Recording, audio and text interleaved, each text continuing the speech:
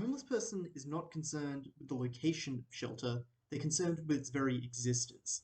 What we need to do is prioritize building as much social housing as possible and building it as fast as possible to help those who need desperate access to shelter access it as soon as possible.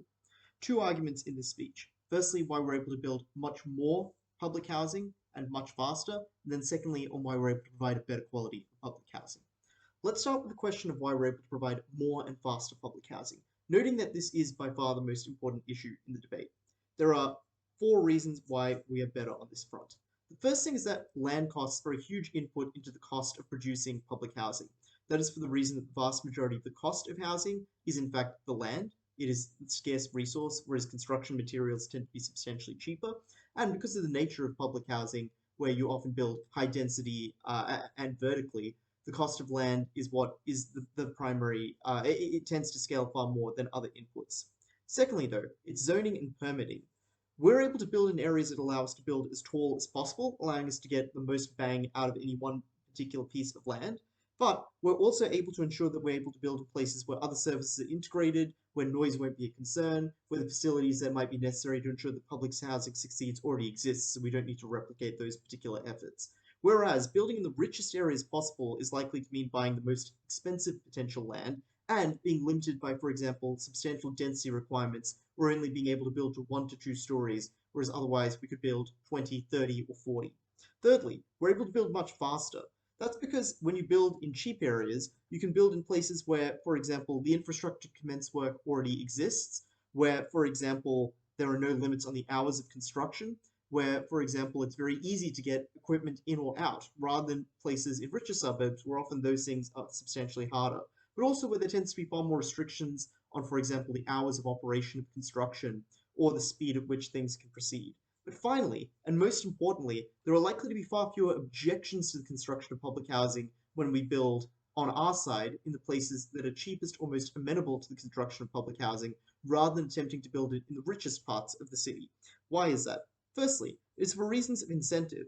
Locals in the richest parts of the city tend to object to public housing. They perceive of it as something that is likely to invite crime, disorder, and clutter into an area, and therefore they're very likely to strongly oppose it. Whereas, for example, the people in poorer areas where we're likely to build housing are far more likely to view public housing as an amenity that they might benefit from or need access to in the future, and therefore support it. They're far more likely to, at the very least, know people who might need public housing and want them to be able to access it. They're far more likely to see it as a source of jobs or stimulus for their local economy. But secondly, the capacity of both groups to oppose social housing is substantially distinct. People who are richer have better access to lawyers, have better knowledge of the legal system, and are far more politically connected, and know all of the choke points with which to oppose these kinds of projects, getting injunctions in the courts, demanding additional environmental or noise reviews where necessary, whatever it takes to hold up the project, slow it down, and make it more expensive. Whereas that is far less likely to be the case when, for example, you build in areas that are substantially cheaper. What is the implication of this? It means that the same money allows us to construct far more social housing, and it means we're able to build that social housing faster.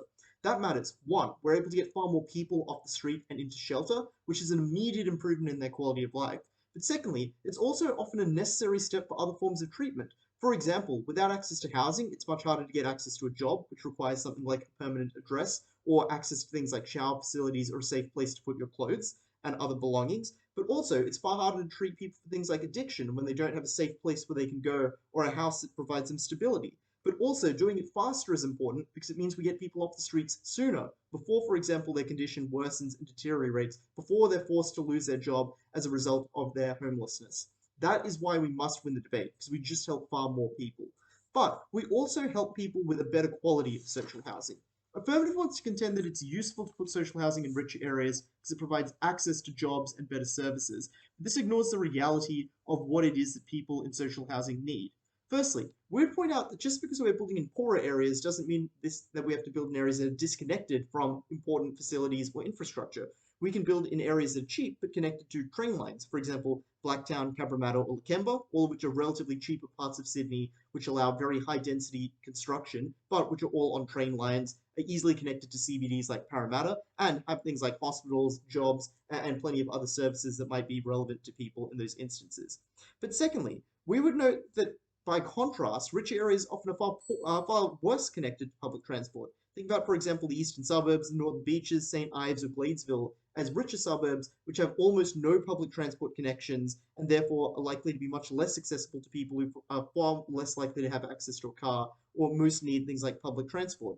But the costs are also likely to be higher for the reason that, firstly, the land costs in richer areas are higher, which is an input cost into any good or services provided. But secondly, because they target at clientele that tend to live in those areas, which is why things like restaurants, hairdressers, doctors, etc., are all far more likely to be expensive. In the case of medical care, are likely to require, for example, large co-pays instead of providing bulk billing. And the types of jobs available in these areas are far less likely to suit the kinds of skills that people in social housing have. There's far less unskilled labor, demand for unskilled labor, and far more demand for skilled labor. All of which means that these places are far less suitable to the people who might be in social housing and need the benefit of housing that is near the kinds of facilities and infrastructure that would actually be useful to them.